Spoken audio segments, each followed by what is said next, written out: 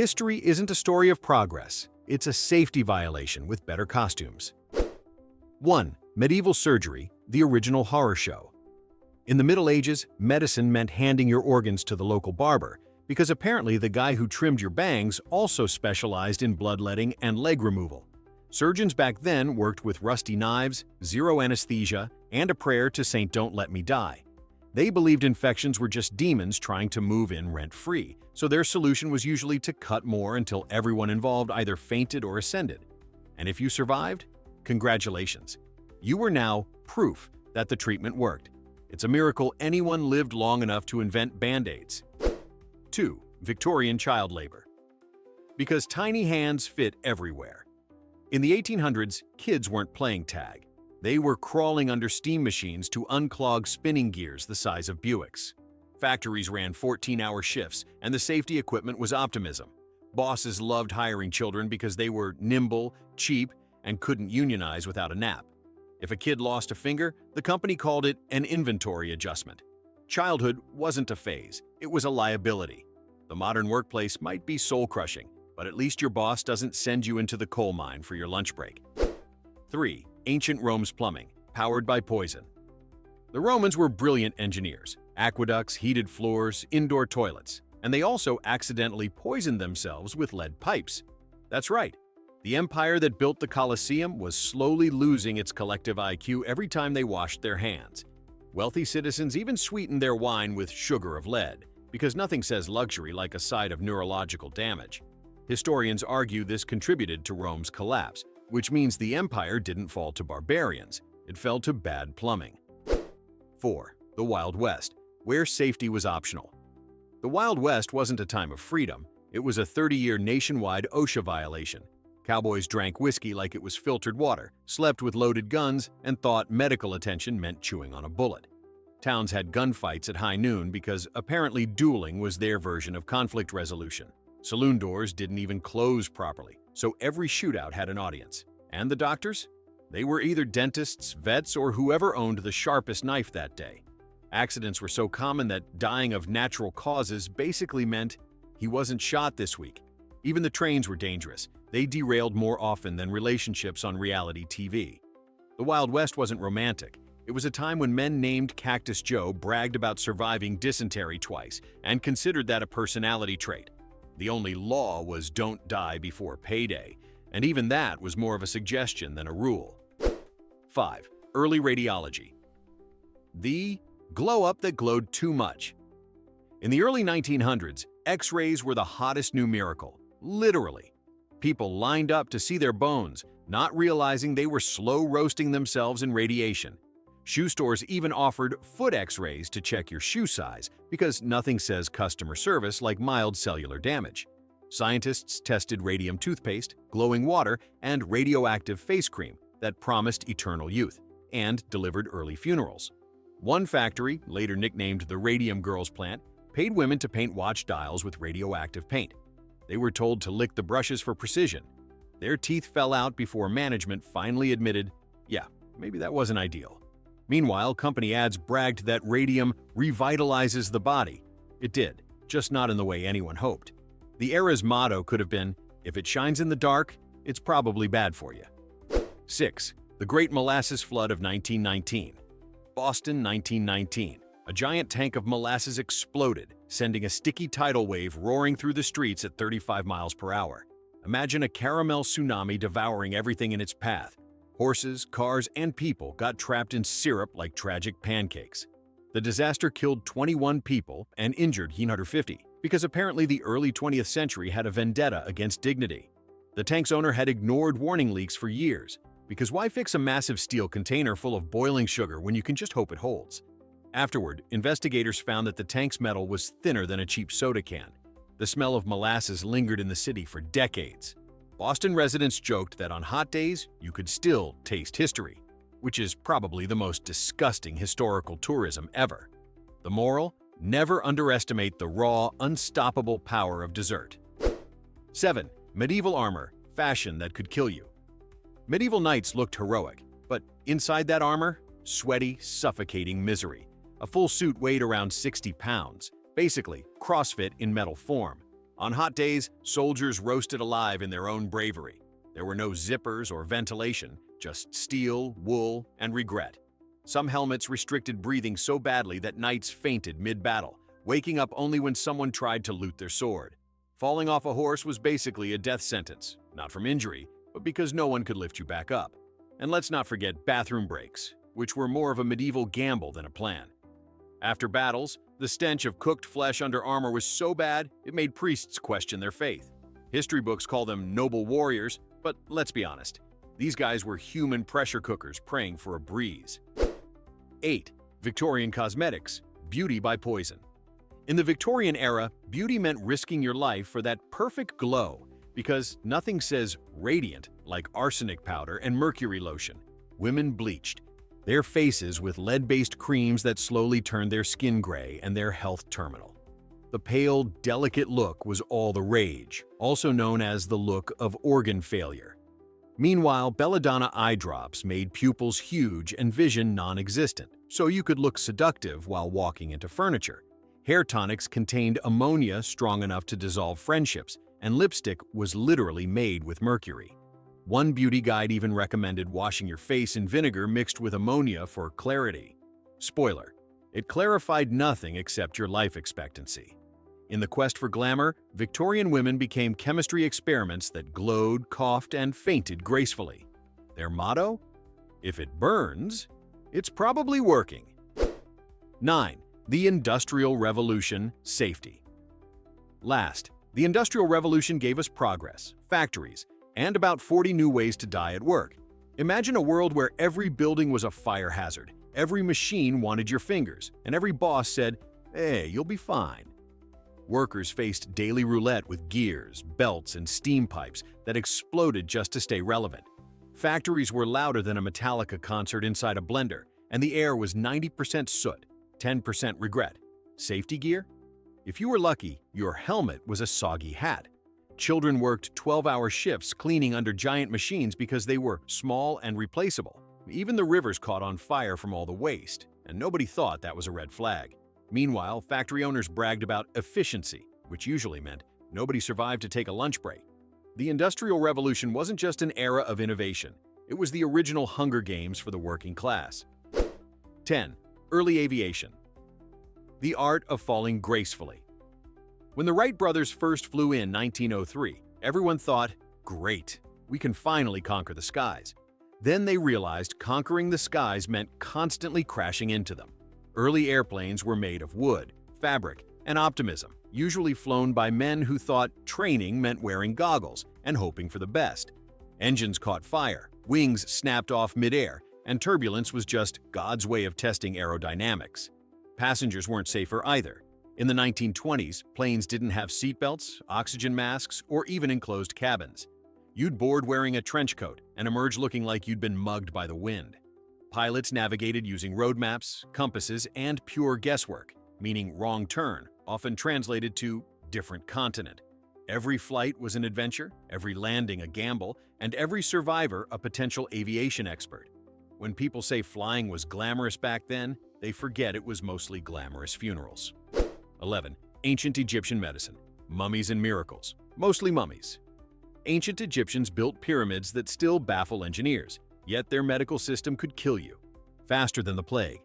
Doctors believed every illness came from evil spirits, angry gods, or too much sand in your soul. Their remedies included honey, crocodile dung, and occasionally prayers yelled at your spleen. Bandages were sacred, but sterilization was optional. They thought bleeding was good for you, and drilling holes in skulls could release bad energy.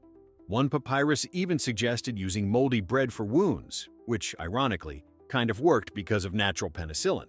But mostly treatments were straight-up witchcraft with better handwriting. Imagine walking into a clinic and hearing, "You've got a headache? Excellent. Let's wrap your head in lettuce." Egyptians were brilliant architects, but their version of healthcare was like WebMD run by priests and bees. Surviving treatment meant you were either chosen by the gods or just too stubborn to die. 12. The Age of Exploration, Mapmakers, Mayhem, and Malaria. Explorers were the original influencers, risking death to prove the Earth wasn't flat, then dying anyway. Sailors in the 1500s set off with zero understanding of geography, nutrition, or basic survival. They'd pack salted meat, wine, and exactly no vegetables, then wonder why their teeth fell out mid-ocean. Scurvy turned entire crews into dental disasters, but captains called it the cost of discovery. Maps were hand-drawn fever dreams, half sea monsters, half probably India. Many expeditions vanished entirely, leaving behind diaries like, "We may have found paradise," or "death." When they did survive, explorers brought home new plants, new diseases, and a lot of questions about why anyone thought this was worth it. Christopher Columbus thought he'd landed in Asia, named everything incorrectly, and accidentally started globalization. It's proof that human history isn't built on genius. It's built on people who got lost confidently. 13. World War I. Trenches, the muddy definition of misery.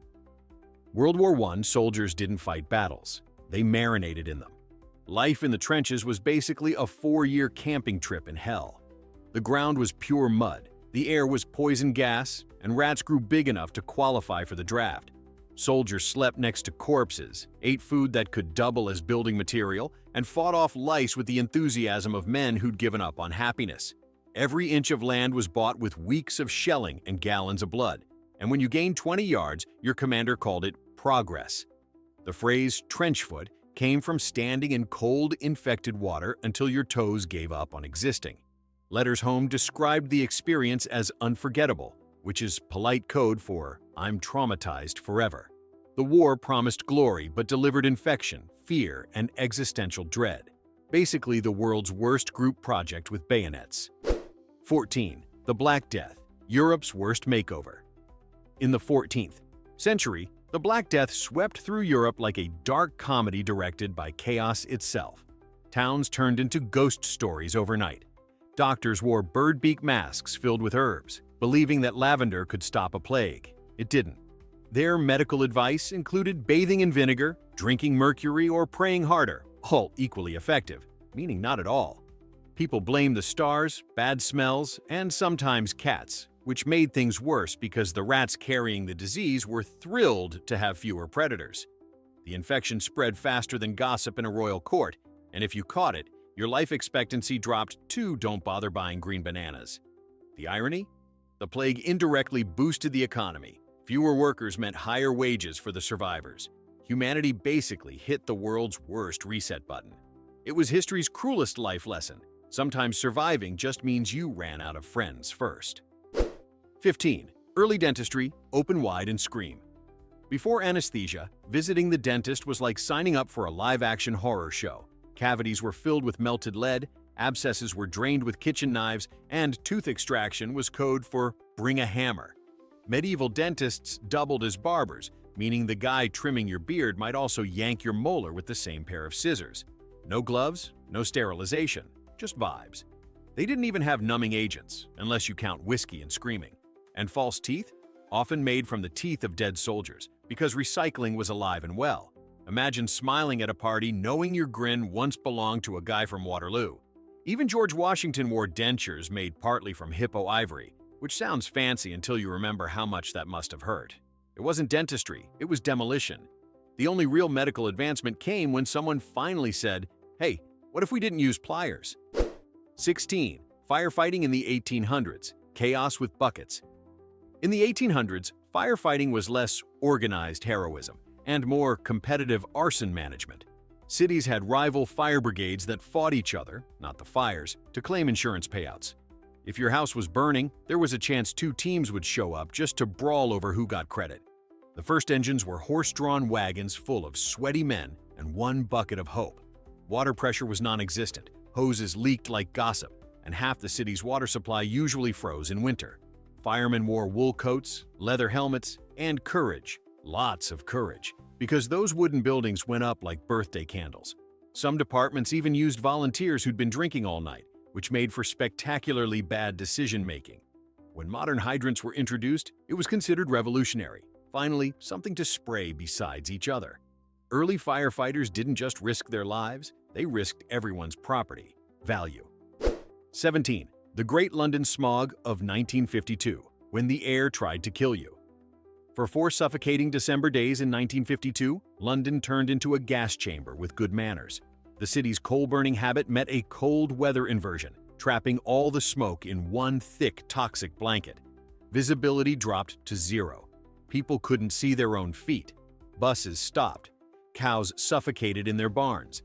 Concerts were canceled because the audience couldn't see the stage or breathe. Hospitals filled with patients coughing up tar, and doctors called it a foggy week, as if understatement could fix asphyxiation. By the time it cleared, more than 12,000 people were dead. Britain learned that air pollution isn't just unpleasant, it's actively homicidal.